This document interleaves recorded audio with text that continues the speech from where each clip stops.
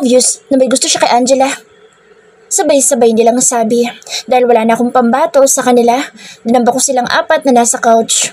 Nag-wrestling kami 5 habang nagtatawanan. Pinagtulungan nila ako kaya ako ang nasa ilalim. Siya naman pagbukas ng pinto at bumungad sa paningin ko ang madilim na mukha ni King. Ang ngiti ko kanina ay napalitan ng luwi at pasimple ako nagtago sa katawan ng mga kapatid ko. Patay na naman ako nito. Nahanap na naman niya ako kung nasan ako. Follow me. Kahit hindi niya ako nakita, sinabi niya mga katagang iyon na seryosong seryoso. Oh, nandiyan ang commander mo, kuya. Tawa ng tawa si Fifth at naramdaman ko umalis siya sa harapan ko at lumapit kay King. Ganon din ang ginawa ng tatlo kaya wala ko nagawa kundi ang tumayo na lang at harapin ang tigring masama ang timpla ng mood. Napapakamod sa ulong lumapit ako kay Third para humingi ng tulong pero ang gago kong kapatid, nag-hands up lang, tanda na wala siyang balak na tulungan ako kaya napilitan akong bumaling kay King. Kala mo naman kung makapag-relax walang trabahong tinakasan. Asar na 7, napasimple kong sinamaan ng tingin. Lagot ka na naman sa misis mo. Dugtong na 6. Wala talaga akong aasahan sa mga ulupong na ito. Kapag talaga ganitong sitwasyon, nilalaglag nila ako dahil alam nilang si King lang ang nakapagpapatiklop at nakapagpapasunod sa akin. Paanong hindi ko siya susundin? Siya ang gumagawa ng lahat para mabuhay ako kaya kapag nawala siya, patay ako sa gutom. Isa pa, mahal ko tong best friend ko dahil siya lang ang nakakatagal sa ugali ko. Parang bato kasi. Bakit ka tumakas sa shooting? Tanong niya habang ako'y nakayuko. Ang mga kapatid ko na may nagsibalik na ng upo sa couch matapos bumati kay King. Para silang nanonood ng action movie sa pagtunganga sa amin. Hindi ko tumakas. Naganap ako ng CR kaso wala akong mahanap kaya dito na ako tumuloy para magbawas. Pabalik na nga sana ako kaso dumating ka naman. Palusot ko. Ang totoo kasi hindi pa tapos ang shooting. Naboard ako dahil sa panlalandi sa akin ng collab team ko sa project na ito kaya tumakas ako at pumunta dito. May CR sa cafe. Barado. Agad ko siyang inakbayan. Tara na, total tapos na naman ako mag-CR.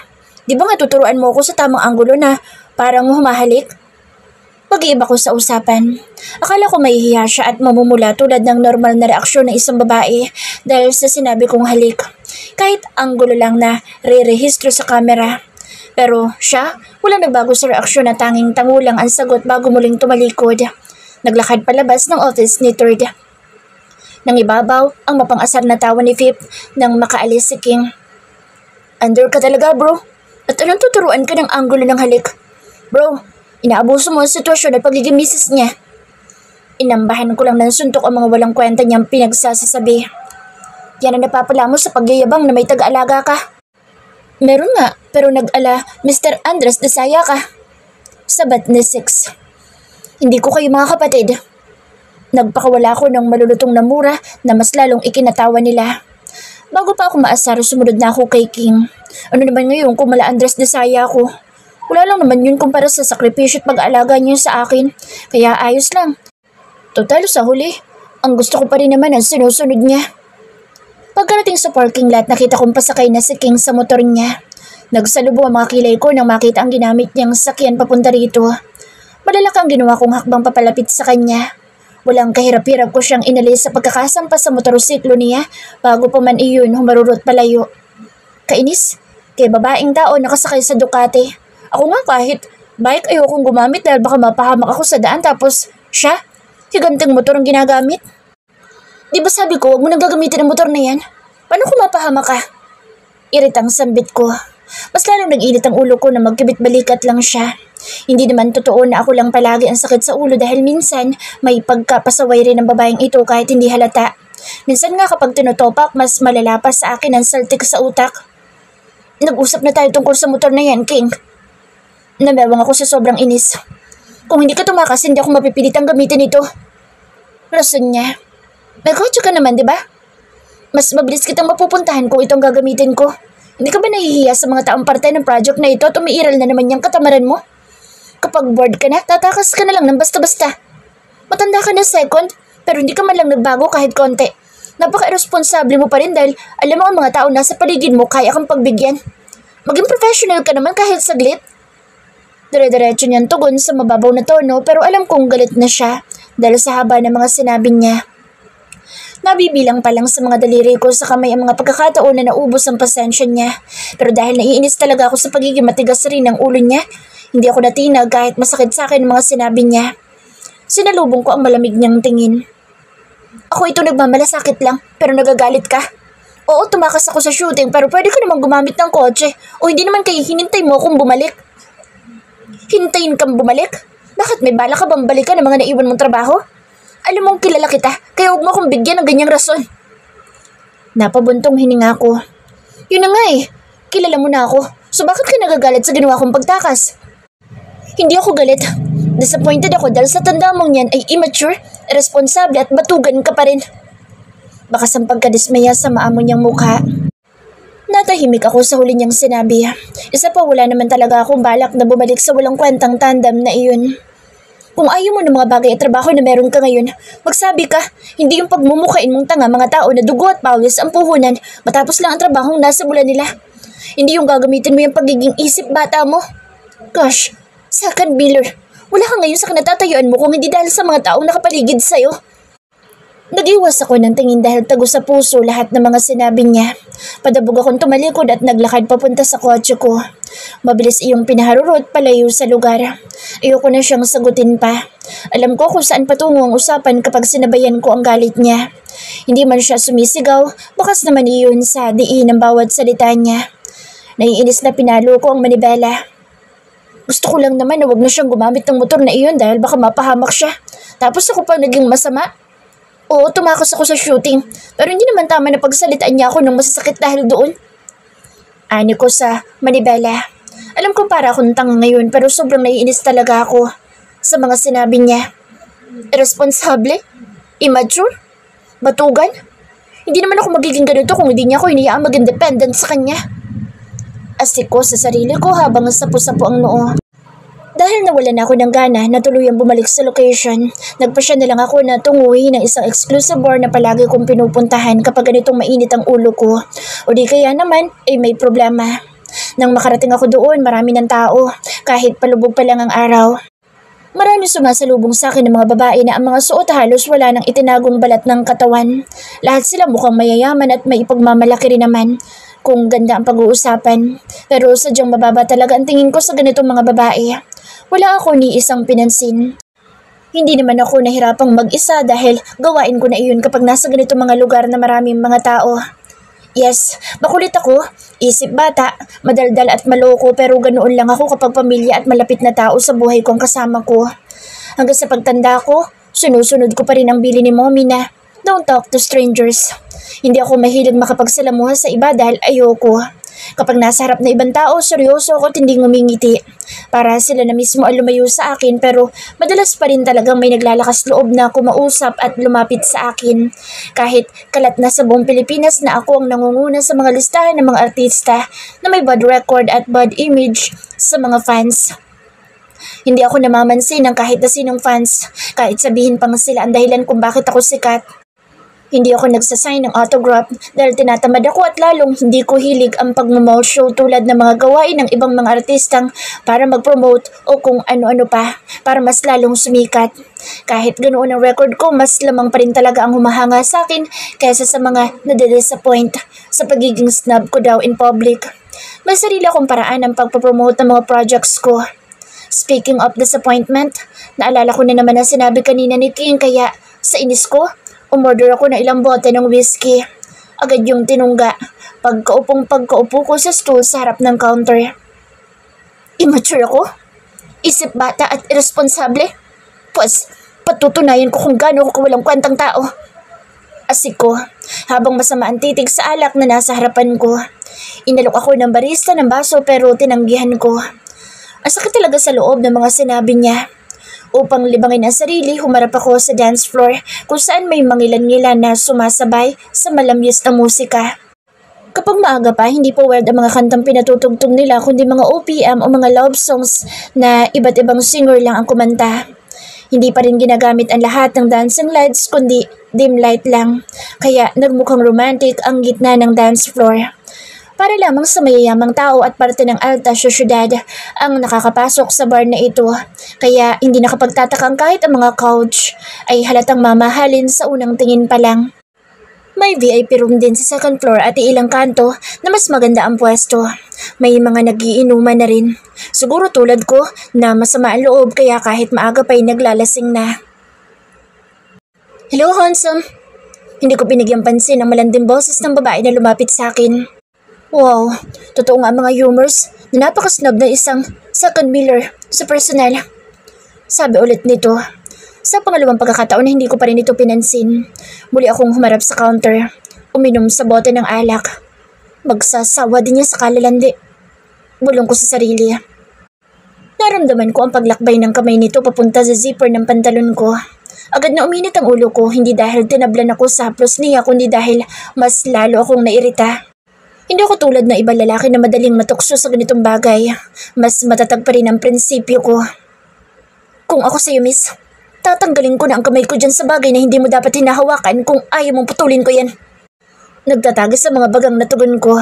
Mas lalo naman pinag-igi ng malanding babae ang paggalaw ng kamay doon. Nawala na agad ako ng pasensya kaya agad kong tinabig ang kanyang kamay sa marahas na paraan. Sa lubong ang mga kilay at masama ang tingin na binalingan ko siya. Isang babae na sa tingin pa lang, sex lang ang ikinaliligaya sa buhay. Yun ang tingin ko sa kanya. Maghanap ka na lang na iba lalandiin mo, miss. Dahil wala akong oras sa mga babaeng katulad mo. Bumakas ang inis sa mukha niya na ikinangisi ko naman.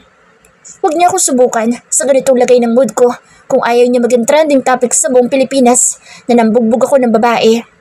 Ika nga immature at irresponsable ako kaya kayang-kaya ko yung gawin. Hey dude, girlfriend ko tong binabastos mo.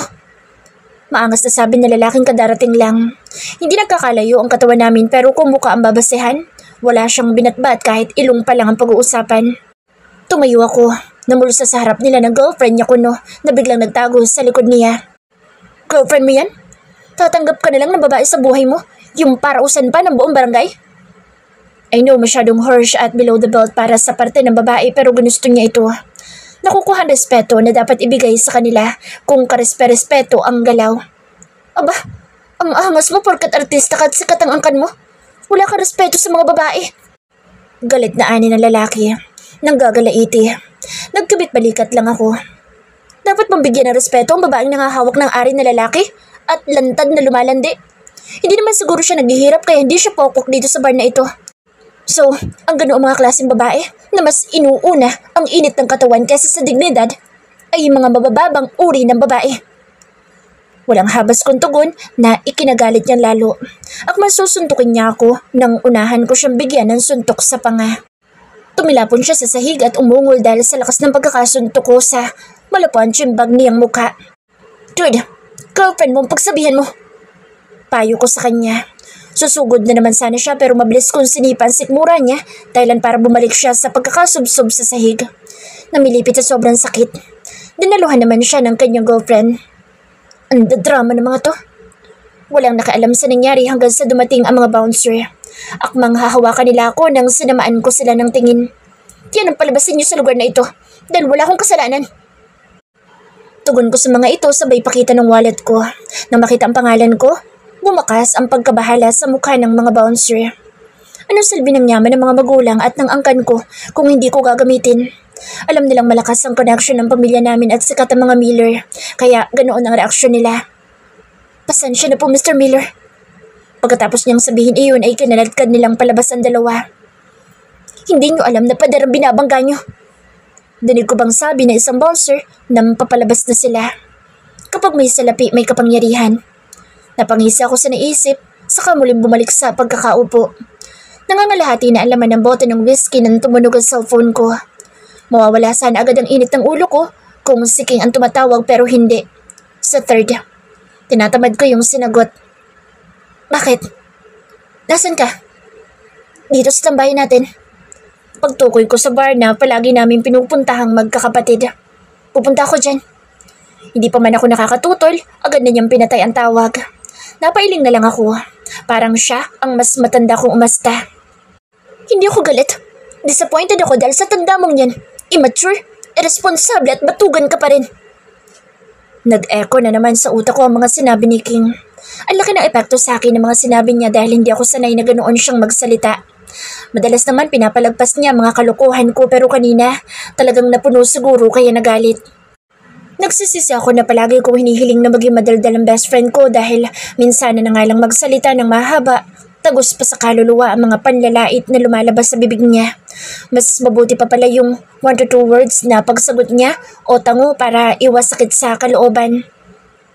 Ang aga mo naman maglasing. Napangiti ako nang marinig ang pamilyar na boses ni Third at ang pagtapik niya sa balikat ko. Hindi ko na malayang nakarating na siya. Kung sabagay, malapit lang naman ang bar na ito sa kumpanya niya. Bad trip kasi si King. Sumbong ko. Bakit? Ano nangyari? Tinawagan ko siya kanina para itanong kung nasan ka pero hindi sumagot. Gusto sana kasi kitang yayain na pumunta dito. Sakto, nandito ka na pala. Sumanya siya sa bartender ng isang alak na agad naman itong sinunod. Ikinuwento ko sa kanya ang nangyaring paninarmon at sagutan namin ni King kanina sa parking lot. Imbes na kampihan ako, tumawa lang siya ng tumawa at sinabing bagay lang sa akin ang mga sinabi ni King. Wala namang masama sa pagsasabi ng totoo. Kantsaw niya pa. Pabiro ko siyang sinapak sa braso. Alam ko, pero hindi naman sana yung ganun ka-harsh. Ganun talaga yun, dahil hindi ka sanay na nauubos ang pasensya niya sa pagiging pasaway mo. Palagi kanya kinukonsente kaya yun nangyari sa inyo kanina. Normal lang. Kahit parang bato siya na walang emosyon, tao pa rin kahit papaano. Nauubusan ng pasensya lalo kung sa isang tulad mo. Matyaga niyang paliwanag na ikinatahimik ko. Alam kong tama lahat ng mga sinabi niya. Kaya ikaw, kung ayaw mong mawala ng yaya, asawa, best friend, assistant, director, tagaluto at lahat na, mag-sorry ka agad bukas na bukas para hindi na lumaki pa. Ikaw din na mahihirapan.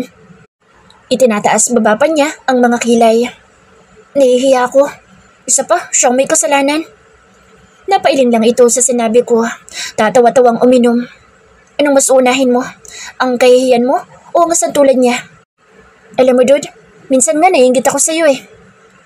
Napatitig ako nang wala sa oras sa seryoso niyang mukha dahil sa mga huling katagang sinabi niya. May gusto ka ba kay King? Third? Inis na tanong ko. Ayokong iisang babae ang malilink sa amin. Ayokong yun ang maging dahilan para masira kami. Natigilan ako sa pumasok sa isip ko. Wait, paano masasira? Wala naman ako nararamdaman para sa best friend ko. Tama, ayos lang na magkagusto siya doon para naman magkaroon ito ng sweetness sa katawan. Masyado kang OA second. Bulong ko. Naniningkit ang mga matang tumingin siya sa akin habang seryoso pa rin. Yes, I like her. Naibog ako ang whiskey dahil sa diretsahan niyang sagot. Sinuri ko ang mukha niya para tingnan kung seryoso ba talaga siya. Kahit seryoso siya, hindi ko pa rin magawang maniwala dahil alam kong hindi ang tipo ni King ang gusto niya. Don't get me wrong, maganda at pang model ang dating ng best friend ko pero sa ugali nitong cold and woman in few words, alam kong hindi iyon papasa sa panlasa ni Third. Seriously, bro? Sa sobrang OA mo, hate reaction ka na. Sabay tawa niya ng malakas na sumasabay sa malakas na tugtog ng dance floor. Medyo lumalalim na ang gabi, kaya mas lalong dumami ang tao, kaya wild na ang music. Yes, I like her. For you. Kahit gusto mo siya bilang babae, wala namang kaso yun. Depends ako dahil nagsisimula na naman siyang mangantsaw. Kapag ito talaga na link sa isang babae, gagantihan ko siya ng pang-aasar. Bakit labas sa ilong? Pang-aasar niya pa rin. Drop the topic, bro. Hindi ka ba nagsasawa? Napipiko na ako. Mas lalo lang siyang umisi. Nawawala ng pasensya na umiling na lang ako dahil sa katagasan ng ulo niya. He's talking nonsense. Okay, by the way, kaya pala ako sumugod dito sa iyo para ipakita ito. Nakahinga naman ako ng maluwag dahil tuluyan na niyang iniba ang usapan. Siguro, nahalata niya rin piko na talaga ako. Hindi ako komportable kapag palagi nila akong kinakantsawan tungkol kay King. She's my best friend. Nothing more, nothing less. At isa ako sa tumututol sa mga sinasabi nilang halos lahat ng mag-best friend nahuhulog sa isa't isa at minsan, one-sided. I hate it, especially the last one. Malabong mangyari. Another death threat? Walang gana kong tanong na makita ang inilapag niyang sobre. Hindi na ako nag-aksayang buksan iyon dahil alam kong puro paninira at pagbabanta ang nakasulat sa loob noon. Hindi mo pa ba sasabihin sa iba pa nating kapatid? Napapadalas na ang pagpapadala ng kung sino ng ganyan sa'yo. Don't mind them. Kung gusto nila akong patayin, edi sana noon pa. Pero puro banta lang sila. Angela's person over voice. Mission accomplished. Tugon ni Grace sa katawagan nito sa telepono. Sus, Duda ka pa talaga, boss. Nayakang-yaka namin ni Angela. Bumunghalit pa siya ng tawa na parang hindi dumaan sa patayan kani-kanina lang nang sumugod kami sa isang sikat na hotel dito sa New York dahil nandoon ang lungga ng target sa misyong ito. Napailing, napabagsak akong umupo sa single couch bago bumaling sa floor-to-ceiling na glass wall dito sa loob ng hotel suite kung saan kami naka-check-in ngayon. Nalilibang akong pagmasdan ang maliwanag at maingay na syudad ng New York na kahit napakalalim na ng gabi, buhay na buhay pa rin. Isang linggo na kami dito at ngayon ang huling araw namin dahil nahuli na sa wakas ang isang PhilAm drug dealer na tauhan ng malaking sindikato para maipuslit ang mga droga papuntang Pilipinas. 6 na araw din ang tinagal namin para magmanman at humanap ng magandang tiyempo na hindi na ito makakatakas pa tulad ng palaging paglusot nito sa ilang ulit na pagkadakip. Kasama ko si Grace, ang partner ko sa lahat ng misyon na hinahawakan ko. Halos 5 taon na kami magkasama sa trabaho dahil halos pareho kami ng likaw ng bituka. Nagkakasundo kami sa lahat ng bagay maliban na lang sa pagiging taklasan nito habang ako'y tahimik. Miss mo ng alaga mo, no? Kunot no akong bumaling sa kanya na ngayon ay tapos nang makapagyabangan sa uncle nitong general na siyang nag-assign sa amin ng misyon na ito. May mapang-asar itong ngisi na lagi niyang ginagamit kapag gustong makapag-chismisan sa akin. Pabagsak din siyang umupo sa single couch na kaharap ko. Matamang nakatitig sa mukha ko. Alaga? Litong balik tanong ko. Wala naman akong aso dahil hindi ako mahilig sa mga hayop lalo na ang pusa. Kaya wala akong matandaan na alaga na tinatanong niya. Tumango siya. Humihikab na sumandal sa kinauupan niya bago ipatong ang paa sa glass center table na pumapagitna sa amin. Yup, sa second pillar. Anong Kaga, tinatanong kita kung kumusta na alaga mo. Akala ko ba hindi ka tatanggap ng mission, on-field, hanggat hindi mo natatapos ang mission na hawak mo ngayon. So bakit bigla mo nilang tinanggap ang mission na ibinigay sa'yo ni boss? Actually, hindi pala binigay. Inagaw mo sa isa nating kasamahan na dapat siya ang tatapos nito. Napabuntong hininga na lang ako dahil sa bilis ng pagkibot ng nguso niya na parang puwet ng manok. Bored na ako. Totoo ang sinabi niya na hindi ako tumatanggap ng misyon hanggat hindi pa tapos ang isa ko pang misyon na ngayon ay magdadalawang taon ko nang hindi natatapos. Pinakamatagal na project na hinawakan ko pero hanggang ngayon wala pa ring resulta. Noong 1 linggo nagkainitan kami ni Second kaya nagpasya muna ako mag-unwind sa pamamagitan ng unfold mission na natapos namin kanina para naman mawala ang inis ko sa kanya. Wow, bored? So cool off kayo? Tila bituin ang mga mata niya na nagliwanag dahil sa sarili niyang tanong. Ano kami? In a relationship? Pwede. Nalukot ang mukha ko. 2 taon mo nang hawak ang trabaho mo sa alaga mo pero hanggang ngayon wala pa ring lead. Minsan nga naiisip ko na sinasadya mong patagalin para magkasama kayo na mahabang panahon eh. Goodness. Si Agent Angela Sanchez, nagkaroon ng halos 2 taong misyon tapos hanggang ngayon wala pa rin pinatutunguhan. Para mo na rin sinabing may pakpak ang mga baboy. Dinamba niya ako ng yakap at tinapik-tapik ang balikat ko na parang kinikilig sa kung ano man ang laman ng walang kwenta niyang utak. Hanggang ngayon hindi ko pa rin alam kung bakit nasali siya sa hanay ng mga agent na magagaling sa aming departamento. Kung magsalita parang tambay sa kanto at kahit nakikipagbarilan, panay ang daldal kung gaano kagwapo ang mga foreigner na nakikita niya. Malapit ko na tumatapos. Sabi ko na lang para matapos na. Natigilan siya. Muling umayos ng upo kung maayos ba talaga ang pag-upong nakabukaka. Halos kita na ang singit. Bakit parang mabigat sa loob mo ang katotohanan malapit ng matapos? Don't tell me, nahulog ka na rin sa nakapaglalaway bagang naalindog ng alaga mo.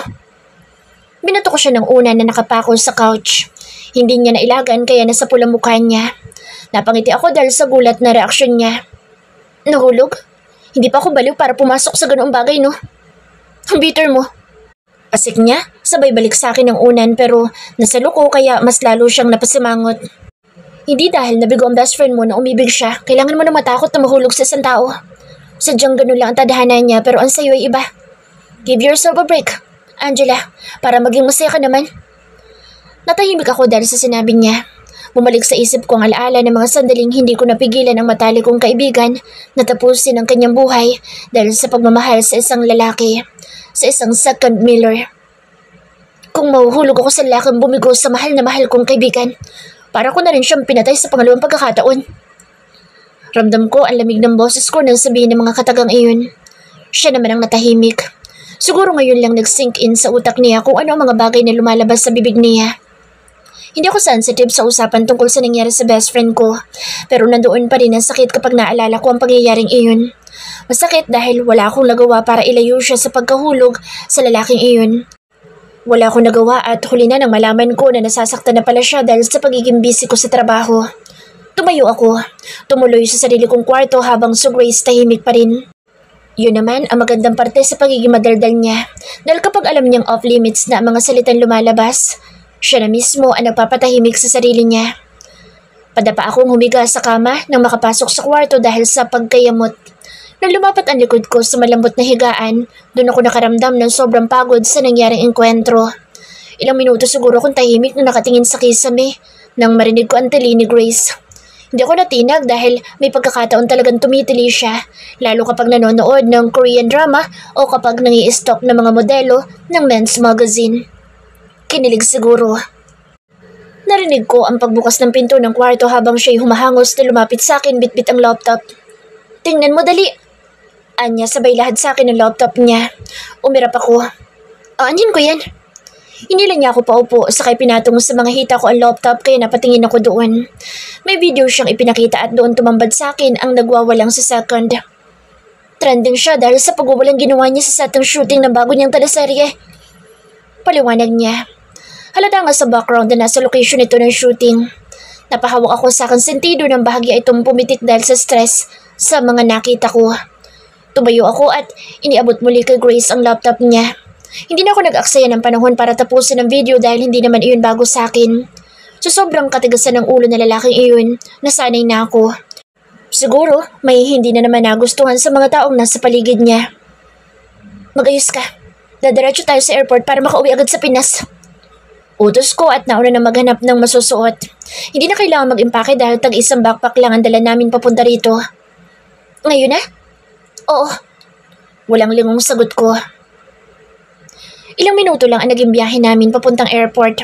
Round trip ang ticket namin at ang destinasyon nito ay ang mga kalapit na bansa na maaaring puntahan ng target namin kung sakaling hindi kami nagtagumpay na dakpin siya dito sa New York.